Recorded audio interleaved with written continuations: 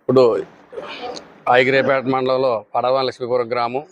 ఈ గ్రామంలో ఒకప్పుడు గతంలో 197 మంది టీడీపీలే ఉండేవారు.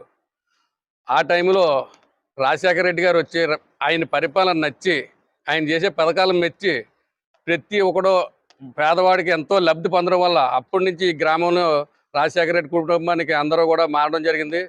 అప్పటి నుంచి ఇప్పటి వరకు కూడా రాజశేఖర రెడ్డి కుటుంబానికి వీళ్ళందరూ కూడా అనుబంధంగా ఉంటున్నారు ఈ గ్రామంలో చాలా వరకుని.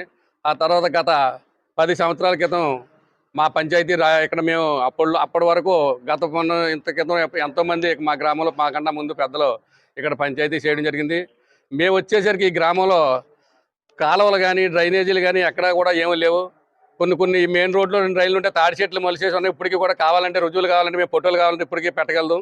ఆ రోజు అలా ఉన్న గ్రామాన్ని మేము మొత్తం అంతా ఎంతో అందంగా తీర్చిదిద్ది ఈ మండలంలోనే ఎక్కడా లేని విధంగా పంచాయతీ గ్రామాలకి అసలు సీపర్లు కానీ ఆటో అనేది అప్పటికి లేదు.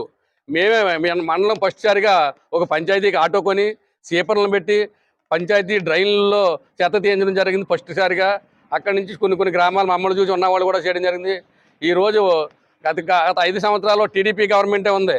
ఆ గవర్నమెంట్ ఉన్నప్పుడు కనీసం ఈ గ్రామానికి ఏమీ చేయలేదు కదా. అప్పుడు అనిత గారు ఇక్కడ కాగితాలు ఉట్టి పేపర్ల మీద పోలవరం కాలం సర్వే నెంబర్ వేసేసి ఈ ప్రజలందరినీ మోసం చేసి ఆవిడ పుట్టినరోజుకి తీసుకెళ్ళి మేము పట్టాలు ఇస్తున్నానని చెప్పి అందరినీ మోసం చేయడం జరిగింది.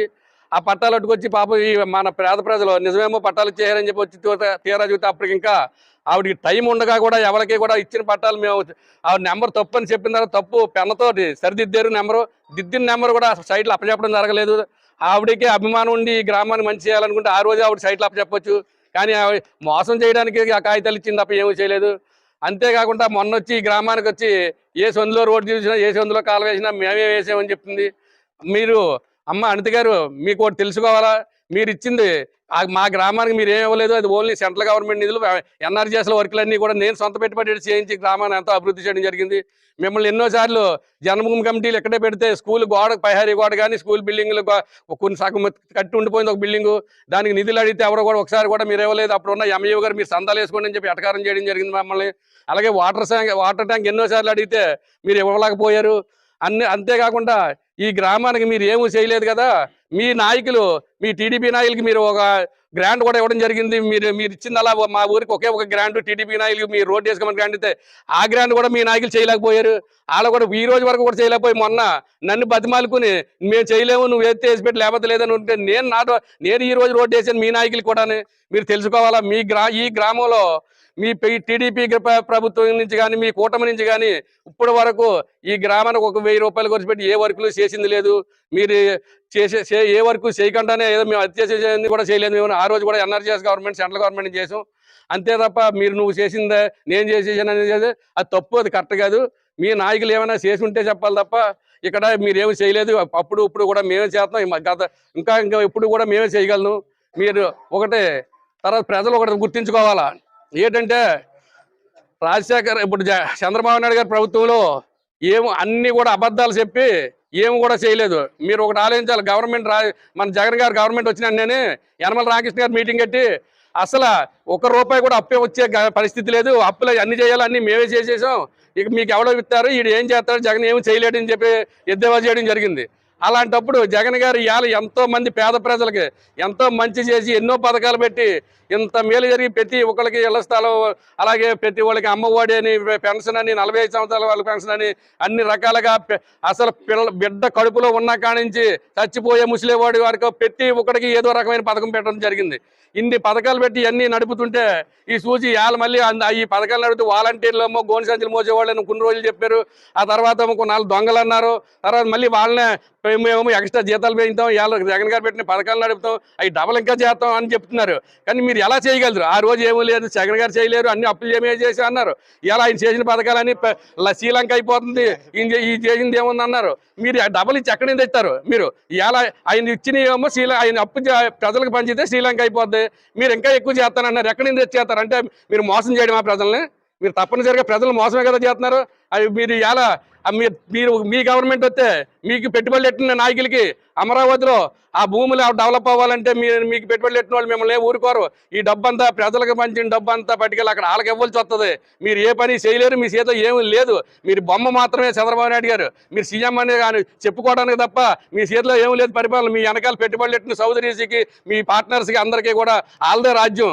వాళ్ళు ఎక్కడ పెట్టుబడి పెట్టమంటే అక్కడే పెట్టాలి. మీరు ప్రజలకు ఏమాత్రం కూడా ఏమీ చేయలేరు. నేను ప్రజలందరూ తెలుసుకోవాలా, ఈ టీడీపీ గవర్నమెంట్ వస్తే ఇదంతా ఒక మోసం తప్ప మనకి ఏమీ కూడా చేయలేరు. కుర్రోళ్ళు పెద్దవాళ్ళు ఆలోచించండి. జగన్ అన్న వస్తేనే ప్రతి ఒక్కరికి ఈ పథకాలు ఖచ్చితంగా నడుస్తాయి. పొరపాటును కూడా ఈ సైకిల్ గుర్తుకు ఓటేసినా మీరు ఈ కూటమిలో సైకిల్కి కానీ గ్లాసుకి కానీ దేనికి ఓటేసినా వాళ్ళు కూడా ఏమీ కూడా చేయలేరు కూడా. వాళ్ళు చేయలేకపోయిన కారణం అంటే వాళ్ళు విజయవాడ మాత్రమే డెవలప్ చేస్తారు. ఈ డబ్బు అంతా పట్టుకెళ్ళి ఏ పేదవాడికి కూడా న్యాయం జరగదు. మీరు అందరూ కూడా ఒకటే మాత్రం గమనించాలా. మొన్న ఈ మధ్య 4,000 ఇస్తాం అని చెప్పి పెన్షన్ చెప్పారు. నేను మేనిఫెస్టోలో 4 పెన్షనే తీసేశారు. ఆ పెన్షన్ ఇస్తాడో కూడా తెలియదు. ఏదో కొత్తగా మళ్ళీ ఇంక ఏ ఆధారం లేక ఇవన్నీ కూడా మనకి రివర్స్ అవుతున్నాయి. ఇప్పుడు ఇంకా ప్రజలను మోసం చేయడానికి లాస్ట్ ఫైనల్ గా ఇంక ఇది ఒక అస్త్రం ఉందని చెప్పేసి ల్యాండ్ టైటిలింగ్ యాక్ట్ అని చెప్తున్నారు. అదంతా మోసం. అది ఒక మన రాష్ట్రంలోనే కాదు 90 దేశాల్లో ఉంది. అది ఈ నరేంద్ర మోడీ గారు ఏలబెట్టిన పథకమే అది. గత ప్రభుత్వంలో ఎప్పుడు అసెంబ్లీలో 3 సంవత్సరాల క్రితం తీర్మానం జరిగిందని ఆ రోజు టీడీపీ రాయలు కూడా సపోర్ట్ చేయడం జరిగింది. ఇవాళ అవకాశం వచ్చిందని చెప్పి ఎలక్షన్ కోసం బురద జల్లుతున్నారు తప్ప అది తప్పుడు ప్రసారం. ల్యాండ్ టైటిలింగ్ యాక్ట్ అంటే భూమి గురించి చాలా మందికి తెలియదు. ఇప్పుడు ఉన్న రికార్డుల్లో అడంగలని 1B అని ఎస్ఎఫ్ అని 100 రకాలు ఉన్నాయి. ఇందులో ఈ అన్ని వాటిలో అందులో ఏ ఒకటి తప్పున్నా అతనికి రిజిస్ట్రేషన్ అవ్వకపోవడమో లేదా గవర్నమెంట్ వచ్చి పథకం రాకపోవడమో జరుగుతుంది. ఇన్ని ఇబ్బందులు పడుతున్నారు. అన్నదమ్ములు పంచుకోవాలంటే భూమి ఎడతోలేదు. ఈ సమస్యలన్నీ తేలాలని చెప్పేసి ఒక సర్వే పెట్టి ఎవరి భూమి వాళ్ళకి పక్కగా రాళ్ళు వేయించి ఒకే రికార్డు, ఒక రైతు పేరును ఒకటే రికార్డు ఉంటుంది. ఆ రికార్డు ఉన్నప్పుడు అతనికి ఏ హక్కు అన్ని రికార్డులు ఎందులో ఏది పొరపాటు జరిగినా మళ్ళీ ఇబ్బందులు లేకుండా ఒక రికార్డు మీద ఏ పథకమైనా వస్తుంది. ఒకవేళ అటువంటి బదులు ఆ రికార్డు కూడా ఆయనకి ఏమైనా ప్రాబ్లం ఉంటే గవర్నమెంటే దానికి సూర్తిగా ఉండి గవర్నమెంటే క్లియర్ చేసే బాధ్యత తీసుకుంటుంది. అది ప్రజలు ఎవరు కూడా నమ్మొద్దు. అది జగన్ గారు చేసేది చాలా మంచి పథకం. ఆయన కూడా అది జగన్ గారు పెట్టింది కూడా కాదు. 90 దేశాల్లో ఉంది. సెంట్రల్ గవర్నమెంట్ పెడితే దానికి అది మంచిదే కదా. ప్రజలకు ఎప్పుడో బ్రిటిష్ వాళ్ళు 100 సంవత్సరాల క్రితం బ్రిటిష్ వాళ్ళు చేసిన రాళ్ళు ఆ రికార్డులు గజిబిజి అయిపోయి ఎవరు ఎన్నో ఇబ్బందులు పడుతున్నారని ఆలోచించి ప్రజలకు మంచి జరిగిందనే ఉద్దేశంతో జగన్ గారు ఒప్పుకోవడం జరిగింది. అదే అవకాశం కదా బురద వెళ్తారు తప్ప అందుకన్నా ఏమీ కాదు. ఇంచేత ప్రతి ఒక్కరు కూడా ప్రజలు అనేవాడు, లేబర్ అనేవాడు బాగుపడాలని జగన్మోహన్ రెడ్డి ఖచ్చితంగా రావాలి. అది ఆలోచించిన అందరూ కూడా జగన్కి ఓట్లేసి గెలిపించుకుంటే మన ప్రజలందరూ కూడా పేదవాడు బాగుపడతాడు. అందరూ రేపు వద్దున్న మీరు డెవలప్మెంట్ అని చెప్తున్నారు. ఏం డెవలప్మెంట్ చేశారు చెప్పండి గత టీడీపీ గవర్నమెంట్లో. ఈవేళ చూడండి మీరు ఒక గ్రామంలో రైతు భరోసా కేంద్రం అని ఒక సచివాలయం అని ఒక్కొక్క గ్రామంలో ₹1 ప్రత్యేకంగా పైన నిధులు కొలిసిపెట్టి బిల్డింగ్లు కట్టడం జరిగింది. టీడీపీ 5 సంవత్సరాల గవర్నమెంట్లో ఏ ఊళ్ళో ఒక బిల్డింగ్ కట్టారేమో చూపించండి. అంతేకాదు మీకు ఒక డెవలప్మెంట్ కోస్టల్లో చూడండి. ఒక కాకినాడని మనం తుందాకనే తీసుకుందాం. అక్కడ 2 పోర్టులు, 2 కంపెనీలు. ఇవాళ దాంట్లో కనీసం 1,00,000 జనం పైగా ఉద్యోగాలు వస్తాయి. ఇది ఎంత డెవలప్మెంట్ కదా.